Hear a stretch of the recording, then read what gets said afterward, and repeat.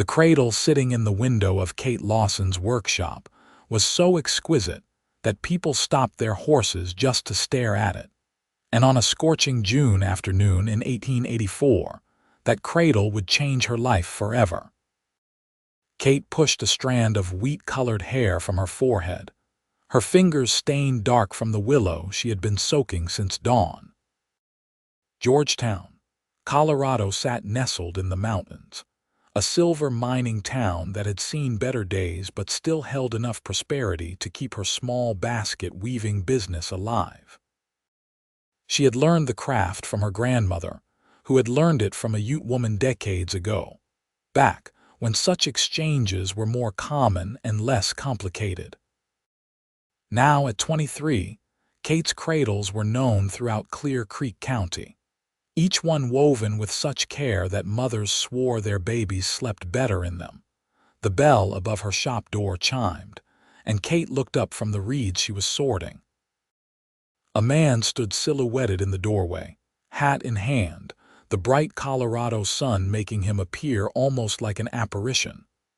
As he stepped inside, she could see him properly. Tall, probably 6 feet or more, with dark hair that curled slightly at his collar and eyes the color of creek water running over stone. His clothes marked him as a working cowboy, dusty from the trail, but well kept. He looked to be in his mid-20s, and something about the way he held himself spoke of both strength and gentleness. "Afternoon, miss," he said, his voice carrying a slight drawl that suggested Texas origins. "I heard tell there's a woman here who makes the finest cradles in Colorado." Kate wiped her hands on her apron and stood. "I make cradles, yes. Whether they're the finest is for others to judge." He smiled at that, and it transformed his face from merely handsome to something that made her heart perform an unexpected flutter. "I'm Ethan Jensen. I've got a ranch about 10 miles north of here, up in the valley near Silver Dale. Been building it up for the past 3 years. Kate Lawson," she replied, offering her hand. His handshake was firm but careful, as if he was conscious of his own strength. "What brings you down from Silver Dale?" "That's quite a ride. I came to order a cradle." He turned his hat in his hands, suddenly looking almost boyish despite his size. "See, I've been working that ranch dawn to dusk, got a good herd going, built a proper house. Everything's ready, just missing one thing, a baby." Kate said with a slight smile, "Well, yes, eventually." His creek water eyes met hers directly. "Truth is, when I saw that cradle in your window as I was riding past, something just stopped me cold, made me realize I'd been putting the cart before the horse, so to speak. Building a life but not actually living one." Kate felt her cheeks warm under his gaze. "I'm not sure I follow, Mr. Jensen." "Ethan, please." He set his hat on her workbench and approached the display cradle, running his fingers along the smooth willow with obvious appreciation. "This is incredible work. The way these reeds are woven, it's like water frozen in motion." "Thank you. That's exactly what I try to achieve." She moved closer to stand beside him, caught up in his genuine appreciation for her craft. "Willow has a natural flexibility that makes it perfect for cradles, strong but gentle. Like what a mother should be," Ethan said quietly. Then he turned to face her fully. "Miss Lawson, I'm going to say something that'll probably make you think I've been out in the sun too long without my hat." "I'm listening," Kate said, her pulse quickening inexplicably. "I'm 30 years old, and I've spent the last decade building something worth having. But standing here, looking at this cradle, looking at you, I'm realizing I've been preparing for a future without actually reaching for it." He took a breath. "I'd like to order a cradle from you, and I'd like permission to court you properly while you make it, because something in my gut tells me that if I walk out that door without at least trying, I'll regret it for the rest of my life." Kate should have been scandalized. Should have shown him the door for his presumption. But there was something in his eyes, an honesty and vulnerability that struck straight through her practiced defenses. She had been alone since her grandmother passed 2 years ago, had convinced herself that her work was enough, that building cradles for other people's babies was sufficient. "That's quite possibly the strangest proposal I've ever heard," she said finally. "Not a proposal," Ethan said quickly. "Just a request for a chance. I'll take the order either way, but I'm hoping you'll consider the courtship part too." Kate studied him, this cowboy who had wandered into her shop and upended her careful, quiet life in the span of 5 minutes. "A cradle takes 6 weeks to make properly. The willow has to be harvested at the right time, soaked, dried, then woven when the moon is right so it holds its shape." 6 weeks, Ethan repeated. "Seems like just enough time to get to know someone. You'd ride 20 miles round trip for courting visits while I work on your cradle?" Kate asked, incredulous. "I've ridden further for less important things," he replied, "though I can't imagine anything more important than this." Kate found herself smiling despite her better judgment. "You're either the most romantic man I've ever met or completely mad." "Could be both," Ethan admitted. "My mother always said I felt things deeper than most. My father called it impractical. I call it knowing what matters." There was a long moment of silence in the workshop, filled only with the sound of wind chimes made of woven reeds that hung near the window. Kate thought about her empty house, her quiet evenings, the way she had slowly let her world shrink to just this shop and her craft. "All right," she heard herself say. "I'll make your cradle, and you can court me while I do. But I'm warning you, Ethan Jensen, I'm particular about my work and I don't tolerate distractions." His face broke into a grin that could have lit up the whole shop. "I'll be so helpful you won't even know I'm there." Kate laughed outright at that. "Somehow I doubt that very much." They spent the next hour discussing the specifics of the cradle. Ethan wanted it sized generously, made to last for multiple children.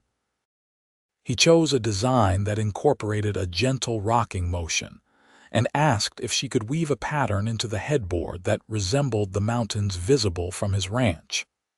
"I want any child who sleeps in this cradle to know they're connected to this land," he explained. "My grandparents came west in '49, following the gold rush. They ended up in California, but my father pushed further, always looking for something just out of reach. I don't want that restlessness for my children. I want them to know they belong somewhere." Kate found herself touched by his words. "I can do that. I'll need to see the view from your ranch, though, to get the mountains right." "I was hoping you'd say that," Ethan said. "Would you do me the honor of having dinner at the ranch this Sunday? I can't promise fancy cooking, but I make a decent stew and the sunset view is worth the ride." Kate hesitated. Going to a man's ranch alone was hardly proper, even in the relatively relaxed social atmosphere of a mining town. But something about Ethan made her want to throw caution aside. "I'll bring my sketching materials," she said, "for the mountain pattern." "Of course," Ethan agreed, his eyes twinkling. "Strictly business." "Strictly business," Kate repeated, but neither of them was fooling anyone. After Ethan left, Kate stood in her shop for a long moment, holding the deposit he had insisted on leaving despite her protests. She moved to the window and watched him mount his horse, a sturdy bay gelding that clearly trusted its rider. He settled into the saddle with the ease of someone who had spent more time on horseback than on foot, then looked back at her shop. Even from this distance, she could see his smile. He touched the brim of his hat in salute, and then he was riding down Georgetown's Main Street, dodging freight wagons and pedestrians with expert skill. Kate pressed her palm against the cool glass of the window and wondered what she had just agreed to. 6 weeks of courtship with a man she had just met. A man who had walked into her life and announced his intentions as plainly as if he were ordering supplies at the general store. It was impulsive and reckless, and everything Kate had trained herself not to be since her grandmother's death had left her alone in the world. It was also the most alive she had felt in 2 years. That evening, Kate began preparing for the cradle. She walked down to Clear Creek, which ran cold and fast with snowmelt even in June. The willow grew thick along the banks, and she moved among the trees like a woman in prayer, running her hands over bark and branches until she found the ones that called to her. Her grandmother had taught her to listen to the wood, to feel which branches wanted to be part of something lasting. She cut carefully, taking only what she needed and thanking each tree the way her grandmother's Ute teacher had shown her. Some people in town thought her rituals were strange, perhaps even blasphemous, but Kate had long ago stopped caring what people thought about her methods. The proof was in the work, and her cradles never broke, never splintered, never failed. As she worked, she thought about Ethan's hands on the display cradle, the reverence in his touch. He had understood immediately what she put into each piece, the intention and care woven into every raid. Most customers saw only the finished product, appreciated it aesthetically, but didn't truly understand the communion between maker and material that went into creation. Sunday came faster than Kate expected. She spent Saturday evening in an agony of indecision over what to wear, finally settling on her blue calico dress, the one her grandmother had made for her 21st birthday. It was practical enough for riding but pretty enough to show she had made an effort. She braided her hair in a crown around her head and allowed herself a tiny bit of rose water at her throat. Ethan arrived at her house precisely at noon, riding his bay and leading a gentle-looking sorrel mare. "Thought you might need a horse for the ride," he said, swinging down from his saddle. "This is Rosie. She's got the smoothest gait in Colorado and the patience of a saint." "You didn't have to do that," Kate said, but she was pleased. Her own horse had died the previous winter, and she had been making do with a borrowed mule for necessary trips. "I wanted to," Ethan said simply. He helped her mount, his hand steady at her waist, and Kate was acutely aware of his touch even through the layers of her dress and petticoats. The ride to Ethan's ranch took them up into the valley he had mentioned, following a trail that wound through stands of aspen and pine. The higher they climbed, the more spectacular the views became. Kate could see Georgetown below them, the buildings looking like toys from this height, and beyond that, the endless procession of mountain peaks marching toward the horizon. "It's beautiful up here," she said, pulling Rosie to a stop at a particularly scenic overlook. "Wait until you see the ranch," Ethan replied, and there was such pride in his voice that Kate smiled. He hadn't been exaggerating. When they crested the final rise and the valley opened before them, Kate caught her breath. A creek, smaller than the one that ran through Georgetown but just as clear, wound through meadow grass that was thick and green. Cattle grazed peacefully, fat and healthy. And there, nestled against a stand of pines with mountains rising dramatically behind it, stood a house. It wasn't large, but it was clearly built with care. 2 stories, made of logs that had been chinked smooth, with real glass windows that caught the afternoon sun. A porch wrapped around 2 sides, and Kate could see a vegetable garden already growing, neat rows of plants that spoke of attention and planning. "You built this yourself?" she asked. "Most of it," Ethan confirmed. "Had help with the roof and the 2nd story, but the rest I did over 2 summers. Wanted it solid, wanted it to last."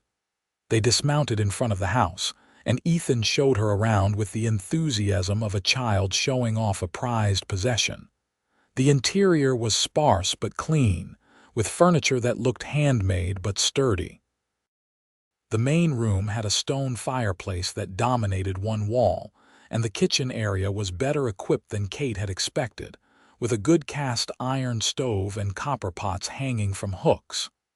"The bedroom's upstairs," Ethan said, then immediately colored. "I mean, there are 2 bedrooms upstairs. One's mine, the other's for guests, or for children, eventually." Kate pretended not to notice his embarrassment, though she found it endearing. "Show me the view you wanted in the cradle design." Ethan led her out to the porch, and Kate understood immediately why he loved this place. The mountains were perfectly framed by the valley, 3 distinct peaks that rose like sentinels. As she watched, a hawk circled lazily overhead, riding thermals she couldn't feel from the ground. "This is what I want woven into the headboard," Ethan said quietly. "This exact view. So any child of mine will know this is home." Kate pulled out her sketching pad and began to draw, her charcoal moving quickly across the paper. Ethan watched in silence, and she was grateful he didn't try to fill the quiet with unnecessary chatter. Some people couldn't stand silence, felt compelled to fill every moment with words.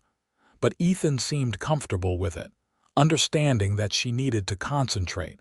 When she finished, she had 3 sketches from slightly different angles. "I'll work from these," she said. "I can translate the mountains into a weaving pattern using different shades of willow. If I stain some of the reeds with walnut dye, I can get shadows and depth." "It's going to be perfect," Ethan said, looking at her sketches. "You're incredibly talented, Kate." "It's just practice," she demurred, but his praise warmed her. They had dinner on the porch, and Ethan's stew was better than decent, rich with venison and vegetables from his garden. He told her about building the ranch, about the hard first winter when he had wondered if he would make it, about the day he bought his first 5 head of cattle and how they had multiplied to the current herd of 30. "What made you come to Colorado?" Kate asked, sopping up the last of her stew with fresh bread he had clearly bought in town. "My father died when I was 25, Ethan said, staring out at his mountains. "He spent his whole life chasing the next thing, never satisfied with what he had. We moved 17 times before I was 18. My mother just went along with it, trying to make each new place a home before he got restless again." He paused, turning his coffee cup in his hands. "When he died, she lasted 6 months before the sadness took her too. I think she was just tired. Tired of moving, tired of starting over, tired of never having roots." "I'm sorry," Kate said softly. "I decided then that I would find one place and build something permanent, something that would outlast me. I wanted what my parents never had." He looked at her directly. "But this past year I've realized that a place isn't enough. You need people too, need someone to share it with." Kate felt the weight of his words, the implication behind them. "I understand that feeling. After my grandmother died, this shop became everything. I convinced myself it was enough, that creating these cradles for other families was the same as having my own family. But it's not, is it?" "No," Ethan agreed. "It's not." They sat in comfortable silence as the sun began its descent toward the western peaks. The sky turned colors Kate had never successfully been able to capture in her weaving. Gold bleeding into rose, rose melting into purple, purple deepening into the blue of coming night. "I should head back before it gets full dark," Kate said reluctantly. "I'll ride with you," Ethan said immediately. "These trails can be tricky at night." "That means you'll have to ride back alone in the dark," Kate pointed out. "I know these trails blindfolded," Ethan assured her, "and I'm not about to let you ride alone. My mother would rise from her grave to box my ears if I did something that ungentlemanly." The ride back to Georgetown was slower, both because of the fading light and because neither of them seemed eager to end the day. Ethan pointed out landmarks along the trail, told her stories about the area. A spot where he had seen a mountain lion once, frozen on the trail and regarding him with amber eyes before vanishing like smoke. A meadow where elk gathered in winter, their breath steaming in the cold air. When they reached Kate's small house behind her shop, Ethan helped her down from Rosie with the same careful courtesy he had shown all day. "Thank you for today," Kate said. "For the dinner, for showing me your home. It helped with the design, and it helped me understand what you want the cradle to represent." "Can I see you again before next Sunday?" Ethan asked. "Maybe I could stop by the shop one evening this week. I promise not to distract you from your work." Kate smiled. "You can try. I'll be starting the actual weaving on Wednesday. If you come by around 6, I can show you the process." "I'll be there," Ethan promised. He was. Wednesday evening, Kate looked up from her soaking basin to see him tying his horse outside her shop. He had clearly cleaned up after a day of ranch work, his hair still damp from washing, wearing a clean shirt that brought out the green in his eyes. "Right on time," Kate said, wiping her hands. "I'm a man of my word," Ethan replied. He looked around the workshop with interest. Bundles of willow hung from the rafters in various stages of drying. Her workbench was covered with tools, knives of different sizes, mallets, awls, and other implements whose purposes only she could name. "It's more complicated than people think," Kate said, following his gaze. "Everyone sees the finished cradle and thinks it just involves weaving reeds together. But there's preparation, planning. You have to understand how the wood will behave as it dries, how different types of weaving create different strengths." "Teach me," Ethan said simply. Kate blinked. "What?" "Teach me. I want to understand what you do, want to see the world the way you see it." So Kate taught him. She showed him how to test willow for flexibility, how to judge which pieces would work for the structural ribs and which were better for the finer weaving. Ethan proved to be an apt student, his rancher's hands surprisingly deft with the delicate work. "You're good at this," Kate said, watching him successfully complete a simple basket weave. "I'm motivated," Ethan replied, looking up at her with such warmth that Kate had to look away before she did something foolish like kiss him. This became their pattern over the following weeks.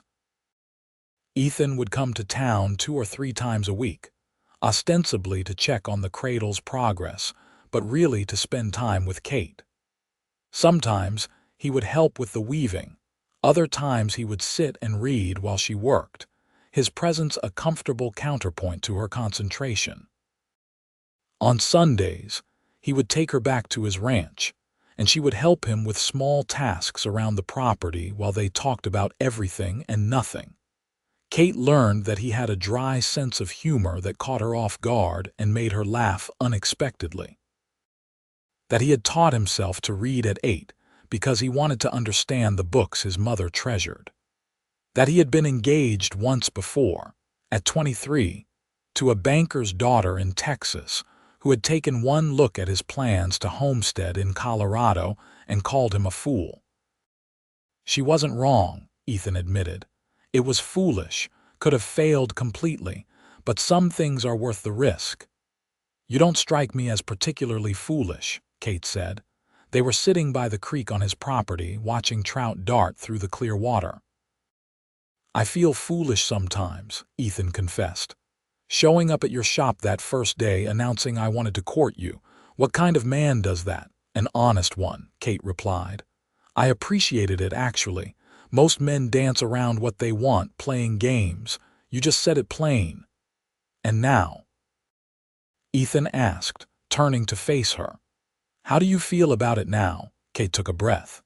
They were 4 weeks into the 6-week timeline he had proposed, and the cradle was taking beautiful shape in her workshop. But more than that, her life was taking shape around Ethan's presence in it. She looked forward to his visits, found herself thinking about him when she should be concentrating on her work. When he had missed a visit the previous week due to a sick cow, she had been unreasonably disappointed. "I feel like maybe you weren't the only one being foolish," she said softly.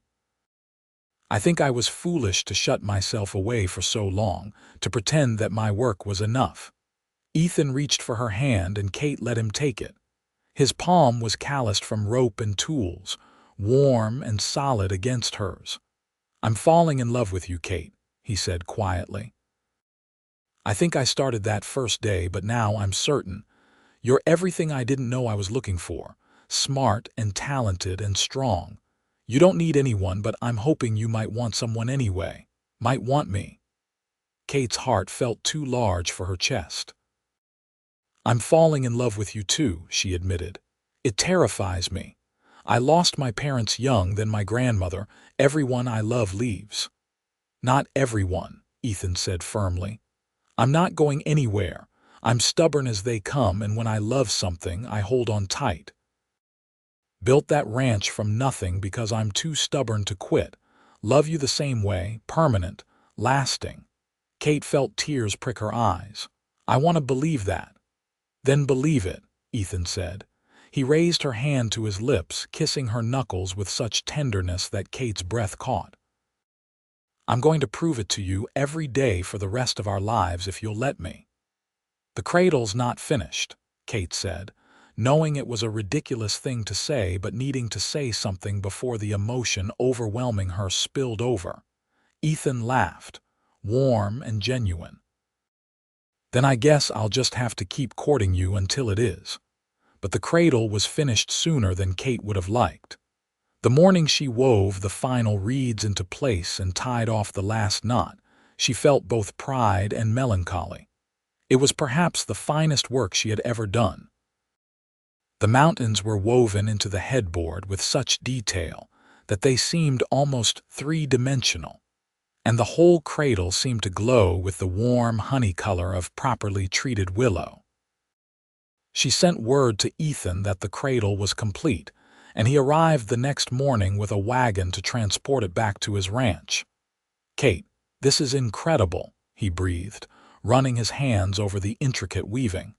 "This is more than I could have imagined." "It's everything you asked for," Kate said, trying to keep her voice professional even as her heart was breaking. This was it. The 6 weeks were up. He would take the cradle and go, and she would be alone again in her shop. "Not quite everything," Ethan said. He turned to face her, leaving the cradle on its display stand. "Kate Lawson, I told you when I walked into this shop 6 weeks ago that I wanted to order a cradle and court you while you made it. Well, the cradle's done, and you've let me court you, and I've fallen so completely in love with you that I can't imagine my life without you in it." He dropped to one knee right there among the wood shavings and willow scraps, and Kate gasped. "I'm not a fancy man, and I can't offer you an easy life. Ranch work is hard, and winters in these mountains are harder, but I can offer you everything I have. A home, a life, a love that will never fade. Will you marry me, Kate? Will you come up to that ranch and help me fill this cradle we've made together?" Kate looked down at this man kneeling in her workshop, this cowboy who had walked into her life and upended everything with his honesty and his open heart. She thought about the empty house waiting for her, the years of solitary work stretching ahead. Then she thought about the ranch in the valley, the mountains framed perfectly by the porch, Ethan's steady presence and sure hands. "Yes," she said, and the word came out somewhere between a laugh and a sob. "Yes, I'll marry you." Ethan surged to his feet and pulled her into his arms, lifting her clear off the ground and spinning her around. When he set her down, he kissed her for the first time, and Kate felt like she had been waiting her whole life for this moment. His lips were gentle but certain against hers, tasting of coffee and promise. "We should probably get married before we fill that cradle," Kate said when they finally broke apart, both breathless. Ethan laughed, resting his forehead against hers. "You're absolutely right. How soon can you be ready? How soon do you want me?" Kate countered. "Yesterday," Ethan said. "But I suppose we need at least a few weeks to make it proper." They were married 4 weeks later in the small church in Georgetown, with half the town in attendance. Kate wore a dress of cream-colored silk that she had ordered from Denver, the one extravagance she allowed herself. Ethan wore a new suit that made him look uncomfortable but devastatingly handsome. The ceremony was simple but heartfelt, and when the minister pronounced them husband and wife, Kate felt something settle into place inside her chest, like a piece of herself she hadn't known was missing had finally been found. The ride up to the ranch as Mrs. Jensen felt different than all the previous rides. This time, Kate was going home. Ethan had decorated the porch with late summer wildflowers, and when he carried her over the threshold, Kate laughed at the old-fashioned gesture. "I'm doing this right," Ethan insisted, setting her down gently in the main room. The Cradles sat in the corner near the fireplace, looking both hopeful and patient. That night, in the bedroom overlooking the mountains, Ethan made love to his wife with the same careful attention he brought to everything he truly cared about. Kate had been nervous, but Ethan's gentleness and obvious reverence for her body made the nervousness melt into desire, then into a connection so deep it brought tears to her eyes. "I love you," she whispered in the darkness, his arms solid around her. "I love you too," Ethan replied, kissing her temple. "This is just the beginning, Kate. Everything good starts now." Kate settled into ranch life with surprising ease. She set up a small workshop in one of the outbuildings, and word soon spread that the basket weaver had moved up to the Jensen ranch. Customers made the trek up from Georgetown and even from other towns, commissioning cradles and baskets and other woven goods. Kate found she liked the balance of work and home life, like being able to work for a few hours then go inside to make dinner for her husband. Ethan was everything he had promised and more. Steady, reliable, affectionate in ways both grand and small. He would leave little gifts for her, wildflowers on her workbench, smooth stones from the creek that he thought were pretty, once a perfect bird's nest that had fallen from a tree. In return, Kate wove love into everything she made for their home. Baskets for storage, mats for the floor, even an elaborate willow chair that took her 3 months to complete. Winter came hard that year, snow piling up to the eaves of the house. But Kate found she didn't mind being snowed in with Ethan.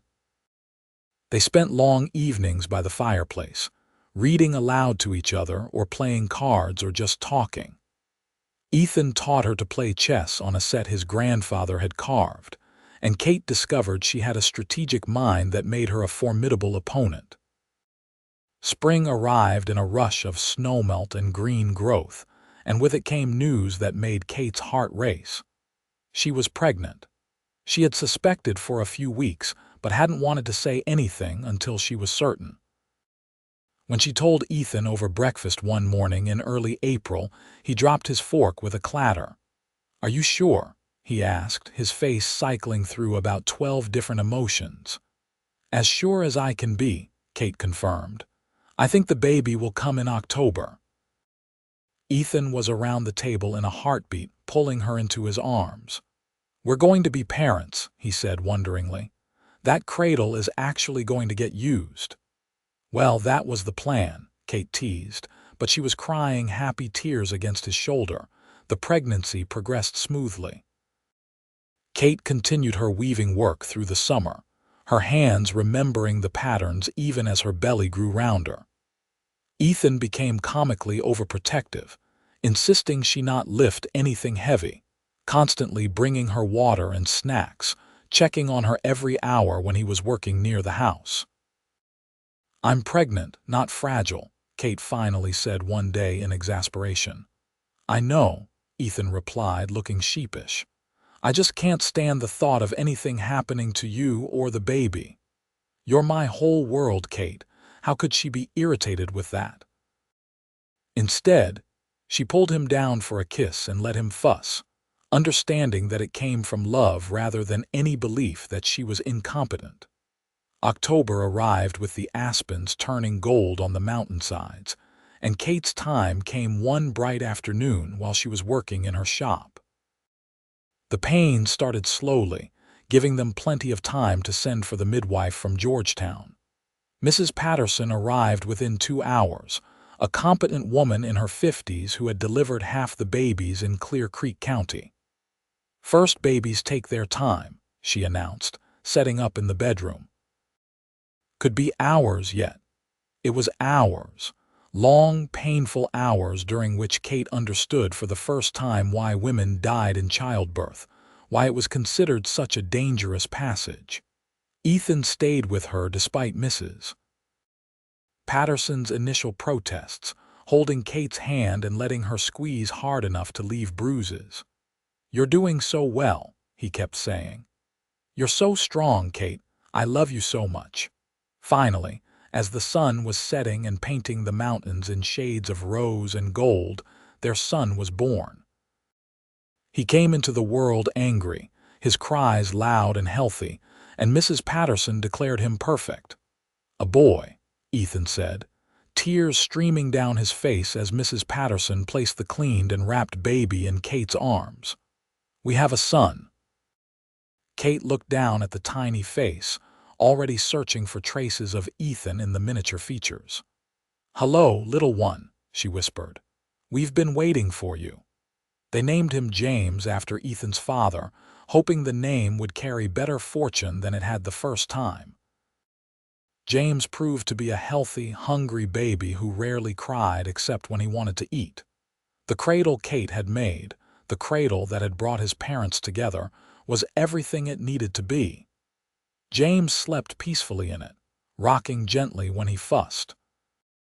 "Look at that," Ethan said one night, watching his son sleep. "All that worrying we did, all that planning and hoping, and here he is, real and perfect." "We should probably start thinking about filling it again," Kate said, surprising herself.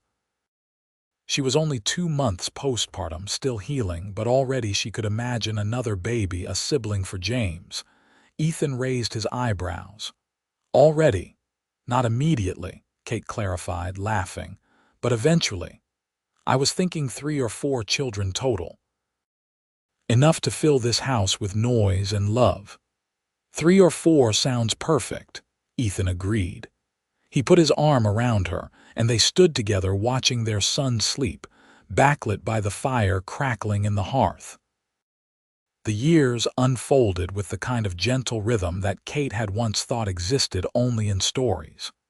James grew from a baby into a toddler, then a boy, sturdy and adventurous like his father, but with his mother's careful attention to detail.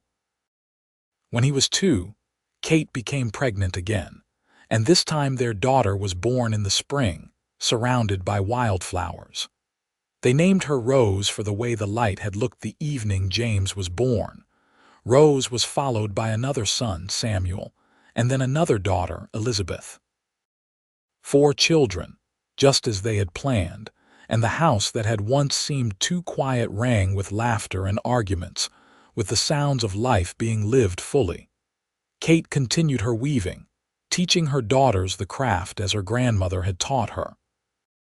Rose showed particular aptitude, her small fingers patient with the complicated patterns. James and Samuel were less interested in weaving but spent hours with their father, learning to care for the growing herd, to read the weather in the mountains, to understand the land that was their inheritance. Ethan and Kate's love deepened and matured with the passing years. They had their disagreements, of course. Ethan could be stubborn when he thought he was right, and Kate had a tendency to bottle up her worries rather than sharing them. But they had learned early to talk through their problems, to never go to bed angry, to remember that they were on the same side. On their 10th anniversary, Ethan took Kate back to the shop in Georgetown, which she still owned but rented out to a young furniture maker. "Why are we here?" Kate asked, confused. "Because this is where it all started," Ethan said. He produced a key and opened the door, leading her inside. The space looked different, filled with chairs and tables instead of hanging willow, but the essence was the same. 10 years ago, I walked through that door and saw you for the first time. I took the biggest risk of my life asking to court you, and you took just as big a risk saying yes." "Best risk I ever took," Kate said softly. "Mine too," Ethan agreed. He pulled something from his pocket, a small woven basket, no bigger than his palm. "I made this for you. Took me about 100 tries to get it right, but I wanted to make something with my own hands the way you do." Kate took the basket carefully. It was a simple design, but the weaving was tight and even, clearly the work of someone who had practiced extensively. Inside was a folded piece of paper. She opened it to find a sketch, clearly done by Ethan's less than artistic hand, of their house with all 6 of them standing in front. Ethan, Kate, James, Rose, Samuel, and Elizabeth. "This is us," Ethan said unnecessarily. "This is the life we built together, starting from that cradle. I wanted you to have something to remind you that every day with you is a gift, that I love you more now than I did 10 years ago, and I'll love you even more 10 years from now." Kate felt tears spilling down her cheeks. After 10 years of marriage, 4 children, countless sunrises and sunsets on their mountain, Ethan could still make her cry with his simple, honest expressions of love. "I love you," she said, clutching the little basket. "I love our life. I love what we've built." They stood in that empty shop, holding each other, while outside Georgetown went about its business. Kate thought about the woman she had been a decade ago, alone and convinced she needed to be. She thought about the cowboy who had walked through her door and offered her a different future. And she thought about how the best things in life often started with someone being brave enough to take a chance. The years continued their steady march. James grew into a young man who looked so much like his father that it sometimes took Kate's breath away. He had his father's height and build, his steady temperament, but also his mother's creativity, which he expressed through leatherwork and wood carving. Rose continued with her weaving, her skills eventually surpassing even Kate's. Samuel became the rancher of the family, the one who understood cattle and horses with almost supernatural intuition. And Elizabeth, their youngest, turned out to have a head for numbers and business that surprised everyone. When Kate was 40, her oldest son James married a rancher's daughter from Silver Dale, a sweet-faced young woman named Anna who fit into the Jensen family, as if she had always been there. Ethan built them a small house on the far end of the property, and the family grew tighter rather than fragmenting. "We're going to need more cradles," Kate said one evening after James had told them Anna was expecting. "Good thing you taught Rose to make them," Ethan replied. He was 51 now, silver threading through his dark hair, lines around his eyes from years of squinting at the sun. But to Kate, he was as handsome as the cowboy who had walked into her shop all those years ago. "Good thing," Kate agreed. She looked around their property from the vantage point of their porch. James and Anna's house in the distance, smoke curling from its chimney. The barn Ethan and James had built together. The vegetable garden that Elizabeth tended with scientific precision. The workshop where Rose was probably still laboring over her current project, lost in the meditative state that weaving induced. "We built something good here," Kate said quietly. Ethan took her hand, his rough fingers threading through hers with the familiarity of decades. "We did. We really did." James and Anna's first baby was a girl, and Rose wove her a cradle using willow Kate had harvested from their creek. The pattern was slightly different from the one Kate had made for James, but the mountains were still there, woven into the headboard, a reminder of where the baby belonged. "It's beautiful," Anna said, her eyes filling with tears. "I've heard the story of your cradle 100 times from James, how his parents met because of it. Now our daughter has one too." "Every child should have something made with love," Kate said, smoothing her hand over the cradle's edge. something that connects them to their family, their history. The baby, named Catherine after Anna's mother, was colicky and difficult, crying at all hours. But the cradle seemed to soothe her, its gentle rocking motion and solid presence providing comfort. James, exhausted and overwhelmed by new fatherhood, came to his parents for advice. "I don't know what I'm doing," he confessed. "She cries so much and Anna's tired and I feel like I'm failing them both." Ethan put a hand on his son's shoulder. "You're not failing anyone. Babies cry. It's their only way to communicate. You and Anna are doing everything right." "Your father's correct," Kate added. "And it gets easier, I promise. One day you'll wake up and realize she slept through the night. Then before you know it, she'll be walking and talking, and you'll miss these early days even though they feel impossible right now." "Did you ever feel overwhelmed when we were babies?" James asked. "Constantly," Kate admitted. "But we figured it out together. That's the secret. You and Anna are a team. Support each other, be patient with each other, and remember that you both love Catherine and each other. That's the foundation everything else builds on." James returned home with renewed determination, and sure enough, within a few weeks Catherine settled into a more regular pattern. The crisis passed, as crises do, and life continued its steady rhythm. Rose married when she was 23, choosing a quiet man named Thomas who worked as a carpenter in Georgetown.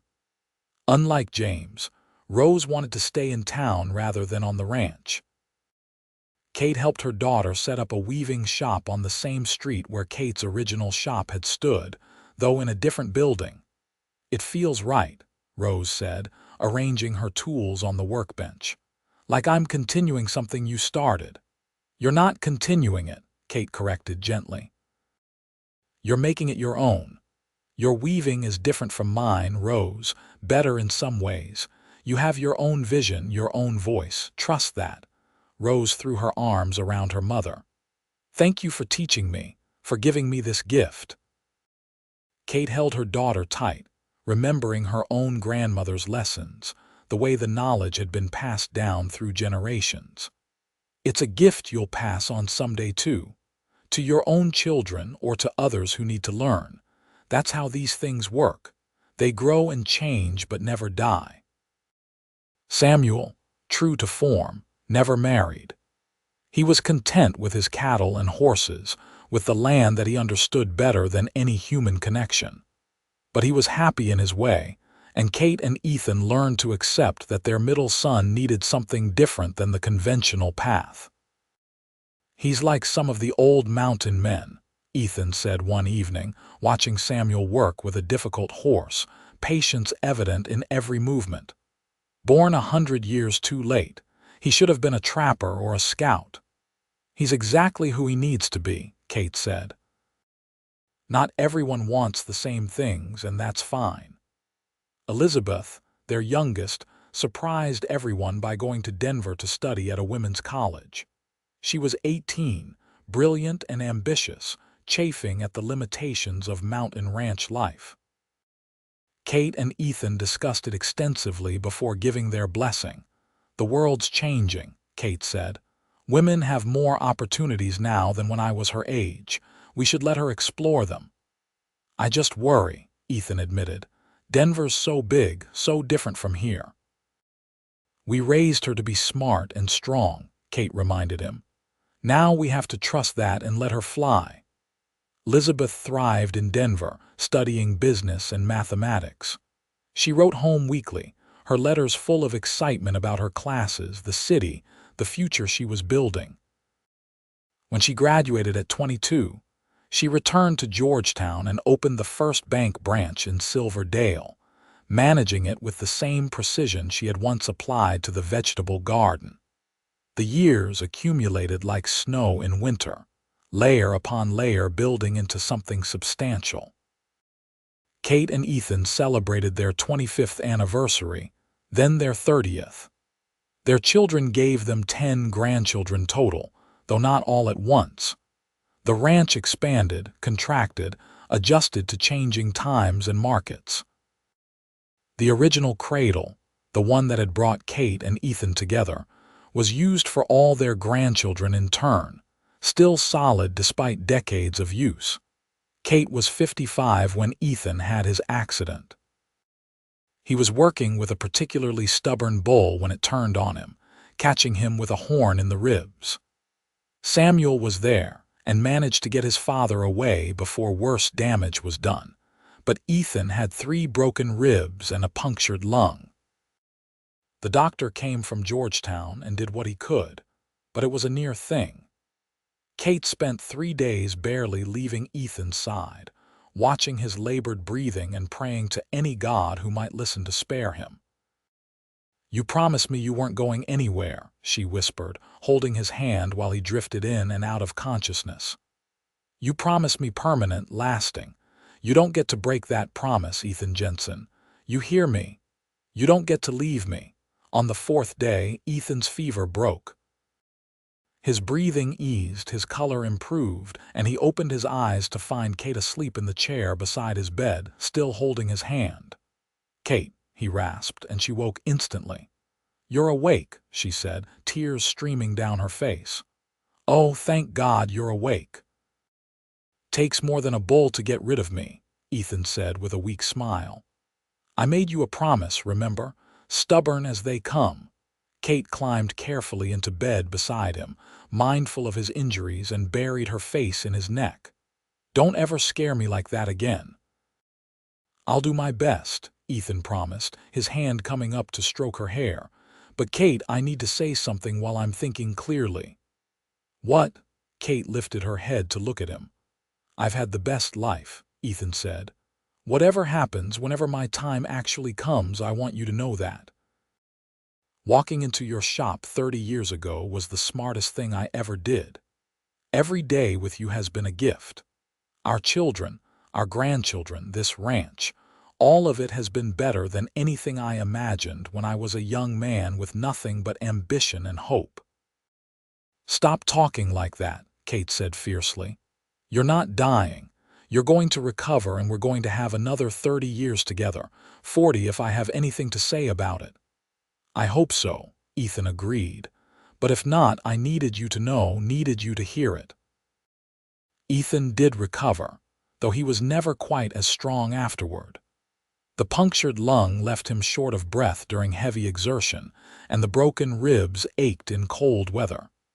He stepped back from the day-to-day ranch work, letting James and Samuel take over the heavy lifting. But he was alive, and he was with Kate, and that was what mattered.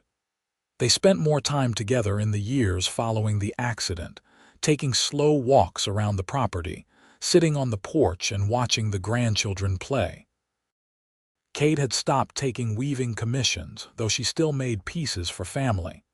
Her hands were starting to develop arthritis, making the fine work difficult. "We're getting old," she said one evening, flexing her stiff fingers. "We're getting lucky," Ethan corrected.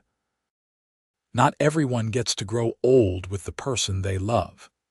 Kate looked at her husband, at the silver in his hair and the lines on his face, at the body that had been strong and was now increasingly frail.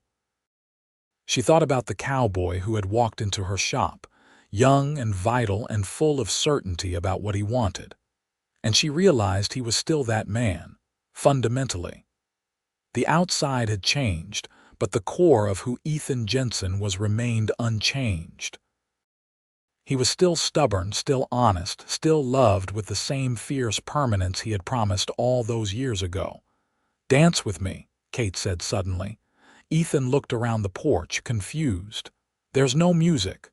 "We don't need music," Kate said. She stood and held out her hand. "Dance with me anyway." So they danced on their porch as the sun set behind the mountains. No music but the sound of wind in the pines and the distant lowing of cattle. Ethan's hand was steady at her waist, and Kate rested her head on his chest, listening to his heart beat strong and sure despite his injury. They swayed slowly, not really dancing but simply moving together, two people who had become one through decades of shared life. "I love you, Kate Jensen," Ethan said quietly. "I love you, Ethan Jensen," Kate replied, "for all my days and beyond." They were 60 and 64 when the new century arrived. The year 1900 came in with celebrations and speculation about what the future would hold. Electricity was coming to some of the larger towns, though it hadn't reached their mountain valley yet. There was talk of motor cars, of flying machines, of inventions that seemed impossible but kept appearing anyway. "The world's changing fast," James said one evening. The whole family had gathered for Sunday dinner, a tradition they maintained religiously. Mr. Harrison in Silver Dale just got one of those telephone devices installed in his store. You can talk to people in Denver like they're standing right next to you. "What a strange thought," Kate said. "Though I suppose people said the same thing about the telegraph when that was new." "Progress is good," Elizabeth said.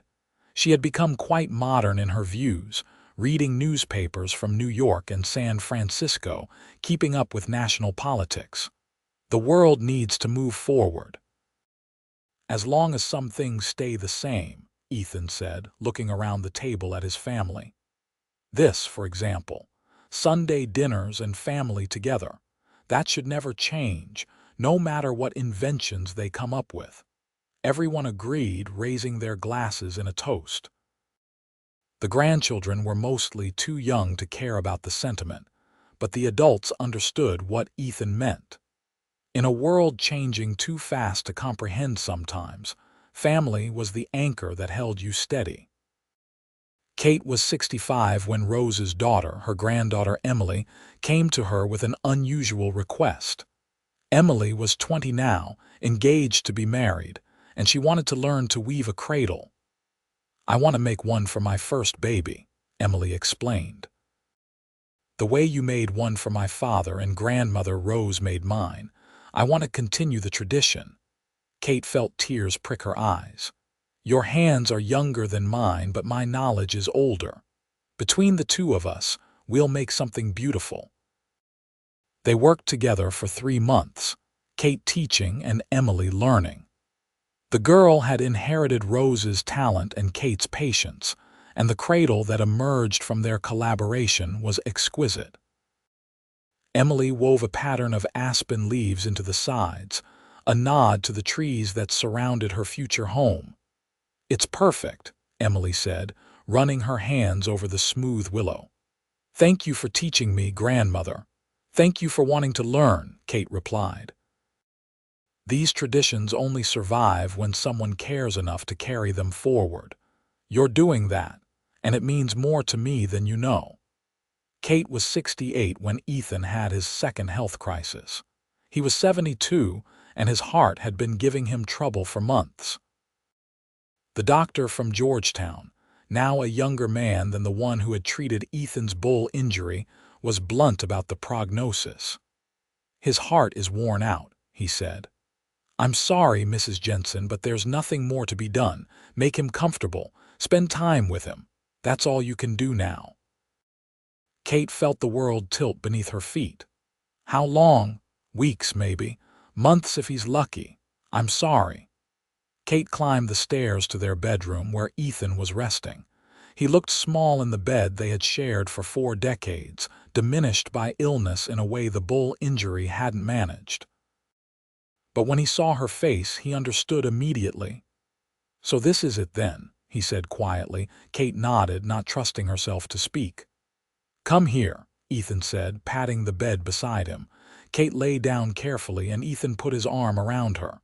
"Don't look so sad, love. We knew this day would come eventually." "Not eventually," Kate said fiercely. "Not now, I'm not ready." "Neither am I," Ethan admitted. "I want 100 more years with you, but we don't always get what we want. We do get to choose how we face what comes, though." "How do you want to face this?" Kate asked. "With you beside me," Ethan said simply. "That's all I need. You and our family right up until the end." The weeks that followed were both precious and painful. The whole family came to visit, taking turns sitting with Ethan, sharing stories, saying things that had been left unsaid. James broke down crying while thanking his father for teaching him how to be a good man. Rose brought her latest weaving project and worked on it in Ethan's room, the familiar sounds of her craft providing comfort. Samuel, never much for words, simply sat and held his father's hand for hours. Elizabeth read to him from his favorite books. The grandchildren came too, old enough now to understand what was happening. Catherine, James's oldest, was 16 and devastated. She had always been particularly close to her grandfather. "I don't want you to go," she sobbed against Ethan's chest. "I know, sweetheart," Ethan said, stroking her hair with a shaking hand. "But this is how life works. Old folks like me have to make room for young folks like you. You're going to do such amazing things, Catherine. I'm so proud of you already, and I'm excited for everything you're going to become." But mostly, it was Kate who sat with him. She barely left his side, sleeping in the chair beside the bed or curled carefully next to him. They talked about everything and nothing. Remembered their first meeting, their wedding, the birth of each child. Talked about the ranch, about which grandchild had which personality trait from which parent. Planned what Kate should do after he was gone, though she couldn't imagine that future. "You should keep weaving," Ethan said one afternoon. "Even if it's hard with your hands, it makes you happy." "You make me happy," Kate said. "I'll still make you happy," Ethan promised. "I'll be in the mountains out that window, in the creek running past the house, in every cradle you or Rose or Emily weaves. I'll be in our children's faces and our grandchildren's laughter." "I'm not really going anywhere, Kate. I'm just changing form." "That's a nice thought," Kate said, "but I'll still miss your physical presence, miss your hands holding mine, miss your voice and your laugh and the way you look at me like I'm the most precious thing in the world." "You are the most precious thing in the world," Ethan said. "My world anyway. You made my life worth living, Kate. Everything good I've had started with you." Ethan died on a Tuesday morning in September, with Kate holding his hand and all 4 of their children in the room. He drifted off peacefully, his breathing simply stopping between one moment and the next. Kate felt the exact instant he left, felt the hand she was holding become just a hand instead of her husband's hand.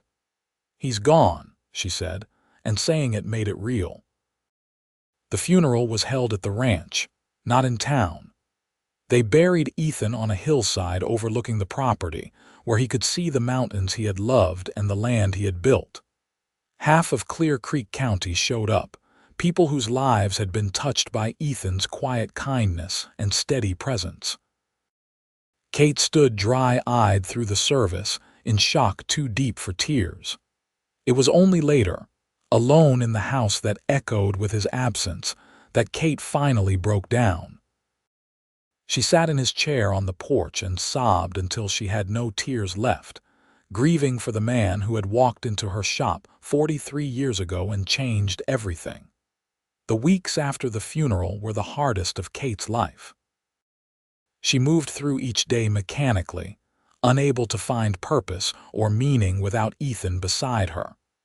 The family tried to help, but grief was something she had to walk through alone. She would catch herself starting to tell Ethan something, only to remember he wasn't there to hear it. Would wake in the night reaching for him, finding only empty space. It was her great-granddaughter who finally pulled her out of the darkness. Catherine's daughter, just 2 years old, needed a cradle. Catherine came to Kate hesitantly, afraid to ask when Kate was still so deep in grief.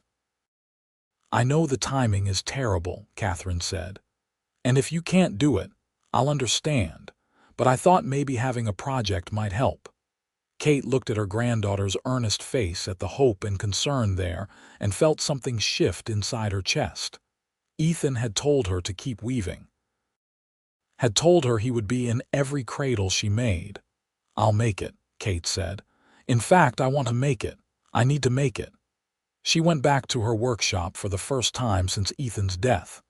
Everything was exactly as she had left it, covered in dust but waiting patiently. She ran her hands over her tools, feeling the familiar shapes and textures. Then she walked down to the creek, to the willow trees that had supplied her craft for decades. "Help me do this," she whispered, not sure if she was talking to the trees, to her grandmother's spirit, or to Ethan. "Help me make something beautiful one more time." The cradle took 3 months to complete. Kate worked slowly, her arthritic hands protesting but still capable. She wove her grief into the willow, her love for Ethan, her gratitude for the life they had built together. And as she worked, she felt him with her. In the sunshine coming through the workshop window, in the sound of the creek running past, in the way the willow bent and held, strong but flexible, lasting but beautiful. When she finished, Kate stood back and looked at her work. It was perhaps the most beautiful cradle she had ever made. The mountains were there in the headboard, as they had been in every family cradle. But she had added something new. A pattern in the footboard that looked like 2 hands clasped together, fingers intertwined. Ethan's hands and hers holding on forever. Catherine cried when she saw it. "It's perfect, Grandma Kate. It's absolutely perfect." "It's love," Kate said simply. "Everything I make is love, but this one especially. This one has 43 years of marriage woven into every raid." Kate lived another 8 years after Ethan's death. They were good years, surprisingly. She had feared that losing him would mean losing herself, but instead she found that he had given her a foundation strong enough to stand on alone. She split her time between the ranch, now run entirely by James and Samuel, and Rose's shop in Georgetown, where she taught weaving to anyone who wanted to learn. She became something of a local legend, the old woman who could coax willow into impossible shapes, whose cradles were said to bring good luck and peaceful sleep. Young mothers would wait months for one of her pieces, though Kate only made them when the mood struck her. She didn't need the money, and at her age, she could afford to be particular about her projects. Her grandchildren and great-grandchildren kept her busy and connected. She attended graduations and weddings, held new babies, and comforted heartbroken teenagers. She told stories about the old days, about a cowboy who had walked into a shop and asked to court a basket weaver, about building a life in the mountains when everything was harder but somehow simpler. Kate was 76 when she woke one morning and knew her time was short. She wasn't in pain, wasn't obviously ill, but she could feel it in her bones the same way she had always been able to feel coming weather. She called her family together and told them plainly, "Don't argue with me about doctors and treatments," she said. "I'm old, I'm tired, and I'm ready. I've had the most wonderful life, and now I'm ready to rest."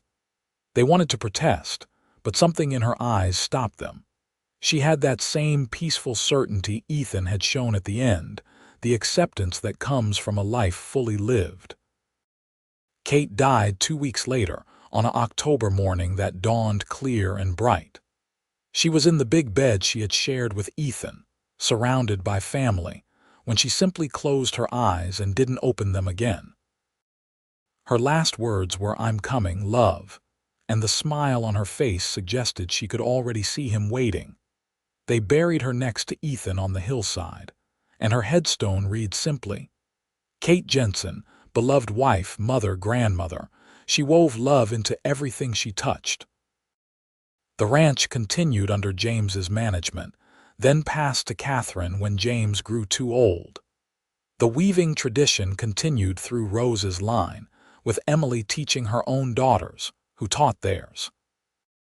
The original cradle, the one that had brought Kate and Ethan together, became a family heirloom, carefully preserved and used for special occasions. And sometimes, on quiet evenings when the sunset painted the mountains in shades of rose and gold, people swore they could see 2 figures on the ranch house porch. An old couple, holding hands and watching the mountains together, their love so strong it had transcended even death. The story became local legend, told and retold in Clear Creek County. The basket weaver and the cowboy, brought together by a cradle, who built a love that lasted beyond lifetimes. Young couples would visit Kate's old workshop, hoping some of that enduring love would bless their own relationships. And the cradles kept being made, each one woven with care and intention, each one carrying forward the legacy of a woman who understood that the best things in life were made with patience, skill, and above all, love. Generations later, when Colorado had changed beyond recognition, when Georgetown was more tourist attraction than mining town, when the Jensen Ranch had become a historical landmark, the cradles still existed. In museums, in family attics, carefully preserved reminders of a time when things were made to last. And each one carried with it the story of its origin. A cowboy who walked into a shop and asked to court a basket weaver, who offered to fill the cradle they would make together, and who kept that promise for the rest of his life and beyond.